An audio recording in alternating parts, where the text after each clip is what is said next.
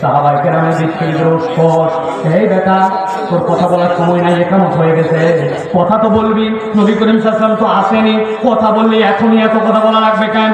সাহাবায়ে কেরামের বলে উৎকট, কিন্তু আল্লামা রাগিব ইসফাহানি আর আখলাকুন নবীর ভিতরে হাদিসটা সংকলন করেছেন। তিনি বলছেন আল্লাহ নবী তার দিকে মুখ ফিরে এমন ভাবে কথা বলতেছেন যেন মনে হচ্ছে তার হাতে অনন্ত সময় নামাজ আযান এগুলো কোনো খবরই তিনি জানেন না, এমন ভাবে কথা বলতেছেন। হাদিসের শেষটা হচ্ছে আল্লামা রাগিব ইসফাহানি বলছেন আল্লাহ নবীর তবিয়ত ছিল জীবনে কোনো ব্যক্তির দিক থেকে আগে তার মুখ ঘুরায় নেন নাই। আল্লাহ নবীর দিক থেকে যখন কেউ মুখ ঘুরাইছে, হাত ছেড়ে দিছে, তারপরে নবীজি তার দিক থেকে মুখ ঘুরাইছে।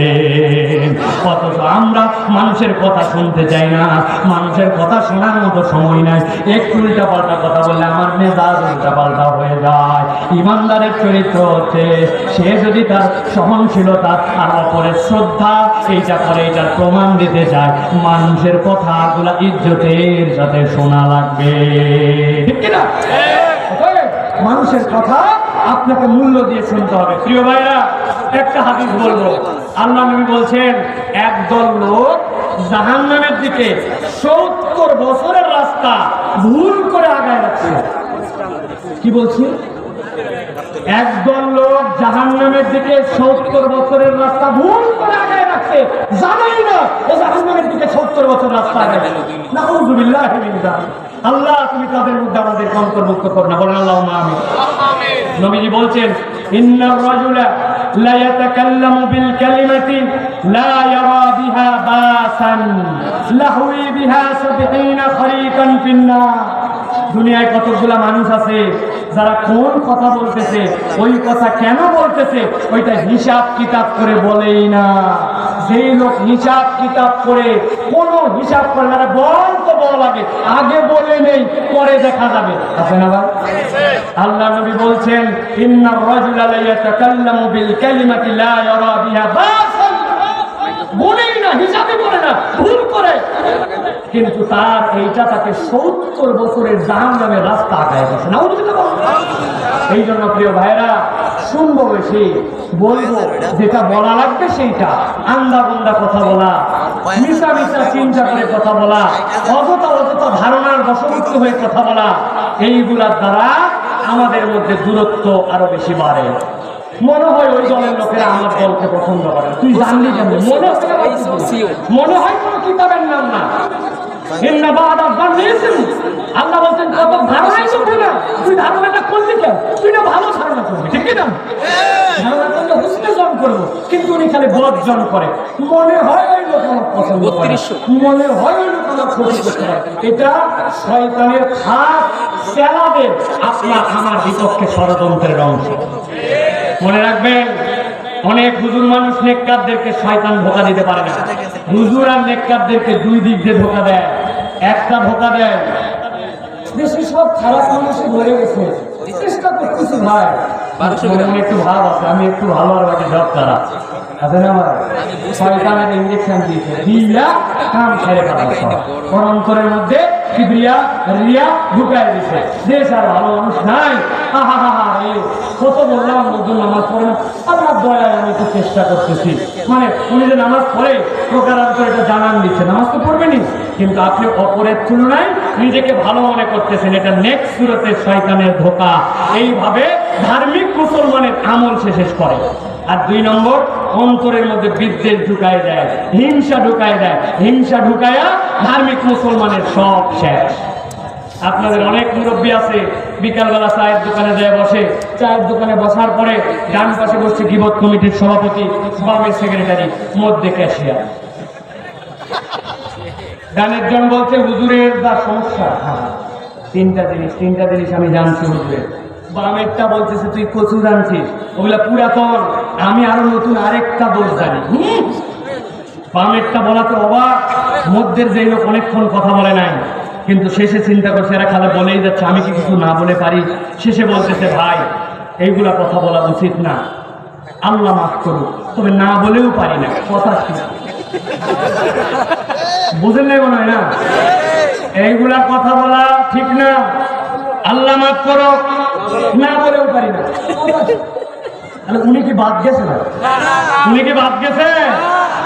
এই লোক হচ্ছে বোকার, স্বর্গে বসবাস করতেছে। ও গীবত কাকে বলে এটা বুঝেই নাই।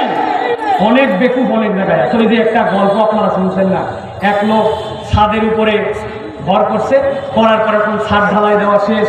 ছাদ ঢালাই দেওয়ার পরে এখন উপরে কিছু আধলা ইট, ছোট ইট এইগুলো আছে, নিচে আছে শ্রমিক।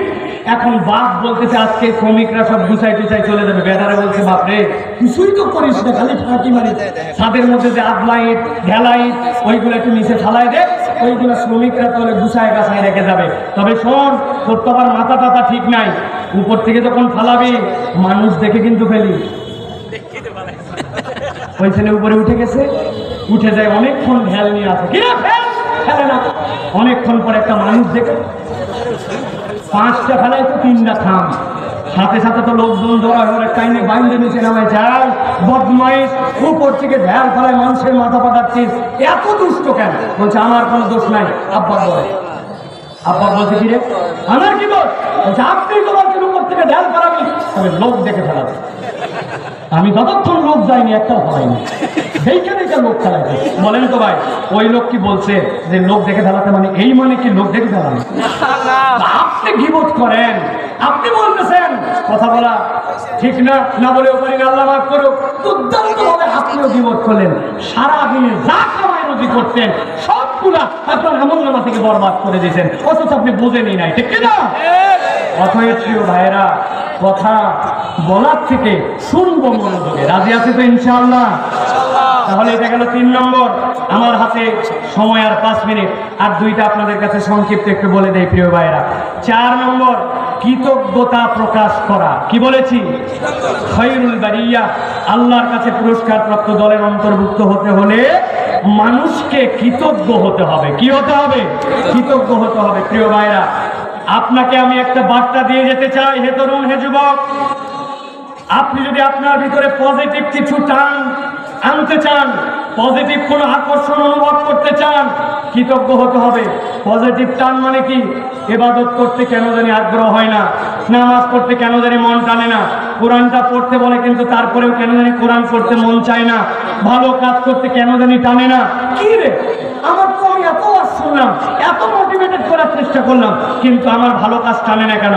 সূত্র জেনে রাখেন, আপনি যদি আপনার ভিতরে পজিটিভ পরিবর্তন করতে চান, তাহলে আল্লাহর কৃতজ্ঞতা আপনাকে করতে হবে।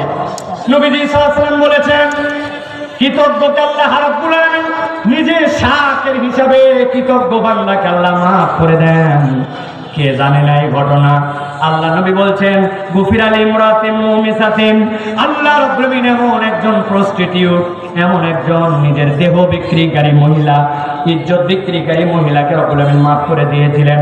মাররাত বিকালবিন, একবার সে একটা অঞ্চল দিয়ে পার হচ্ছিল, যেই সময় সে দেখতে পাইল একটা কুকুরকে, আসিরাকিন, এমন ভাবে দেখলো যে ওই কুত্তাটা পিপাসার্থ, এমন পিপাসার্থ, ইয়ালহাসু, সেই ব্যক্তি জিহ্বা বের করে, ওই কুত্তা জিহ্বা বের করে দিয়া সে তার পিপাসা জানান দিচ্ছে। কাদা ইয়াকুলুল আতাস, আল্লাহ নবী বলছেন এমন ভাবে পিপাসার্থ মনে হচ্ছে যেন তৃষ্ণায় কুকুরটা মারা যাবে।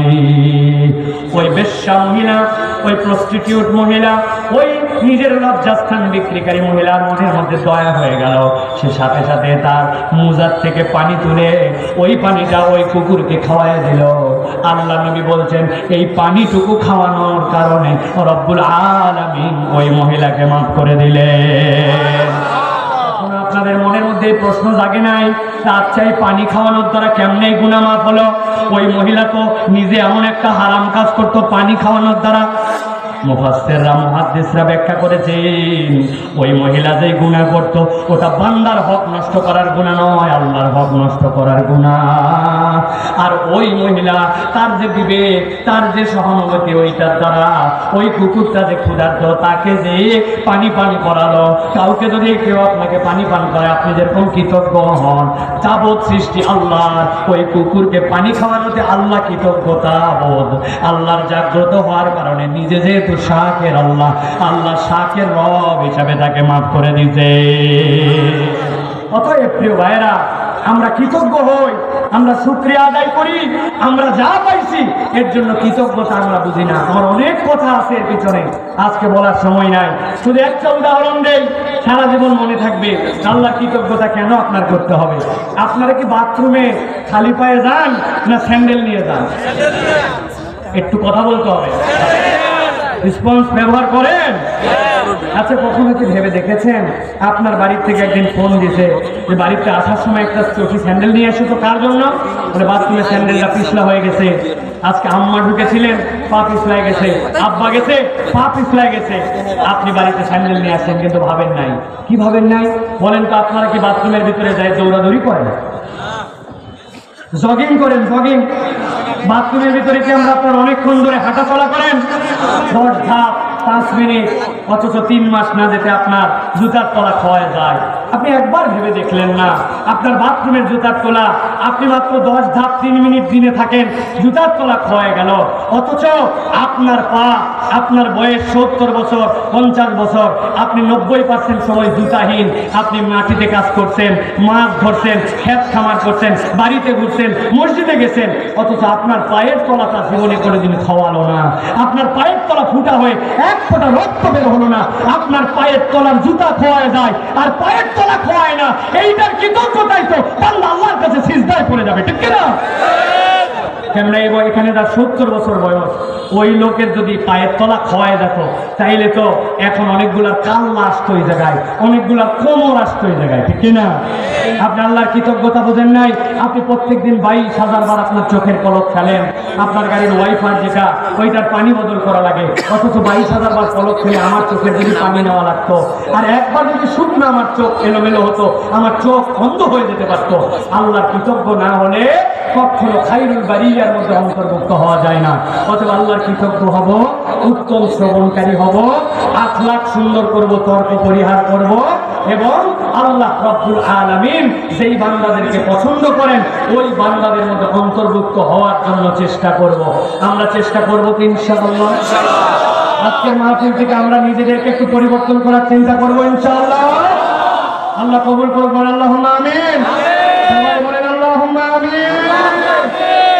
هذا ما عندي والعلم عند الله سبحانك اللهم وبحمدك أشهد أن لا إله إلا أنت أستغفرك وأتوب إليك السلام عليكم ورحمة الله وبركاته মাশাআল্লাহ, অত্যন্ত গুরুত্বপূর্ণ বয়ান শুনলাম আমরা।